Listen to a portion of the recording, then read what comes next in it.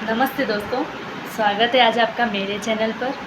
आज मैं आपको ले चलती हूँ एक ऐसी स्पिरिचुअल यात्रा पर जो सिर्फ भारत नहीं पूरी दुनिया के लिए अद्भुत अनुभव है। महाकुंभ मेला 2025 जो अब ख़त्म हो चुका है, लेकिन उसकी यादें अब भी जिंदा है। अब जैसा कि आप सभी जानते हैं कि महाकुंभ मेला कब और कहाँ हुआ था, तो इस बार का महाकुंभ मेला प्रयागराज में हुआ 13 जनवरी से लेकर 26 फरवरी 2025 तक। लगभग करीब 45 दिन तक चला ये महाउत्सव, जिसमें 30 करोड़ से भी ज़्यादा भक्तों ने भाग लिया, ना सिर्फ भारत से बल्कि दुनिया के कोने कोने से। अब लोग एक्साइटेड क्यों थे महाकुंभ मेले में जाने के लिए, तो उसके इम्पोर्टेंस मैं आपको बताती हूँ। तो महाकुंभ मेला जो है ना, एक सिर्फ एक रिलीजियस इवेंट नहीं है, बल्कि एक स्पिरिचुअल साइंस है, एक एनर्जी अलाइनमेंट का त्यौहार है। यह वही जगह है जहाँ श्री देवी गंगा, यमुना और इनविजिबल सरस्वती नदियों का मिलन हुआ है, जिसे हम त्रिवेणी संगम भी बोलते हैं। और यहाँ ऐसा माना जाता है कि महाकुंभ के समय स्नान करने से पाप मुक्ति मिलती है और मोक्ष की प्रारंभ होता है। ठीक है, मोक्ष का मार्ग जो होता है ना, वो प्रारंभ होता है।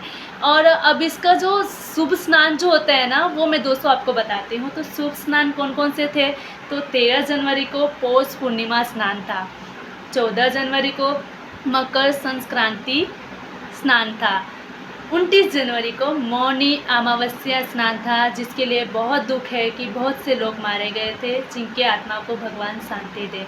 और 3 फरवरी जो बसंत पंचमी स्नान था, 12 फरवरी को माघी पूर्णिमा स्नान था और 26 फरवरी को महाशिवरात्रि स्नान था।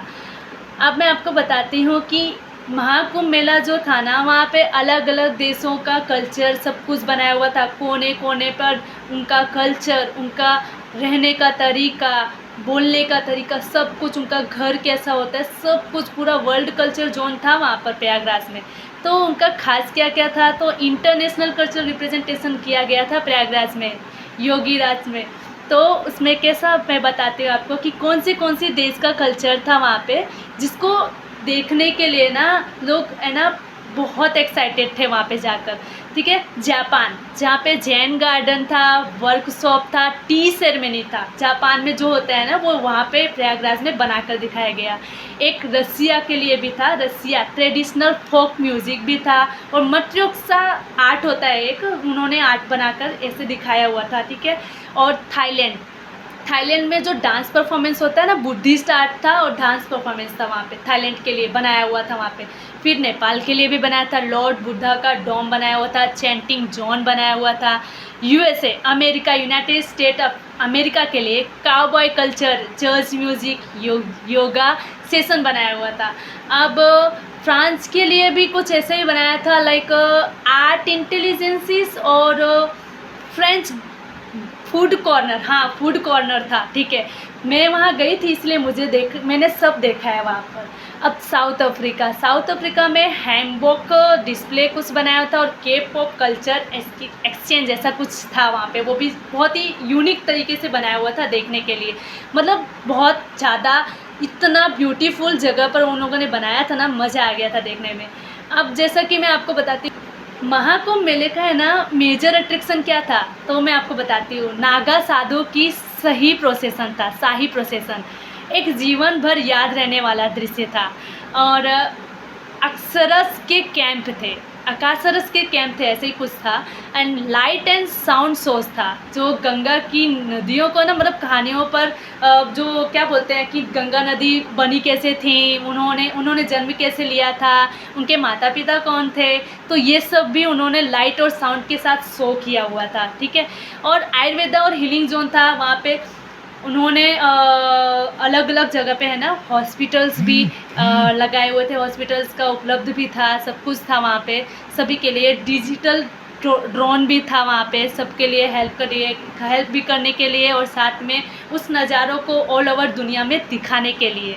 अब जैसा कि आप जानते हैं कि महाकुंभ मेला है ना समाप्त हो चुका है 2025 में, लेकिन अब भी स्पिरिचुअल इम्पैक्ट जो होता है ना, हर भक्तों के दिल में अमर हो गया है। अगर आप भी वहाँ गए थे तो अपने एक्सपीरियंस कमेंट्स में ज़रूर लिखें, क्योंकि मैं भी गई थी। मैंने लाइफ में मेरी जर्नी बता रही हूँ कि मैं कभी भी फ़र्स्ट टाइम मैं गई थी प्रयागराज, ठीक है। लाइफ में पहली बार मैं प्रयागराज गई और 15 दिनों के लिए मैं वहाँ पे रुकी थी। कौरवास, मेरे अंकल आंटी जी ने कौरवास किया था और मैं वहाँ पर मेरे मम्मी पापा के साथ लगभग करीब 15 दिन के लिए वहाँ पे रुकी हुई थी। मैं प्रयागराज के कोने कोने जाकर मैंने हर एक चीज़, कल्चर्स को देखा, जाना, समझा। बहुत ही सुंदर और अद्भुत जगह है प्रयागराज। अगर आपको पसंद आए मेरे कमेंट्स में लिखिएगा ज़रूर। अगर आपको पसंद आए और आपको अगर जाना हो तो एक बार ज़रूर प्रयागराज जाइए और एक बार देखिए। बहुत ही ब्यूटीफुल और सुंदर प्लेस है। मेरे चैनल को सब्सक्राइब ज़रूर करें। अगर आपको पसंद आए तो लाइक ज़रूर करें। Thank you.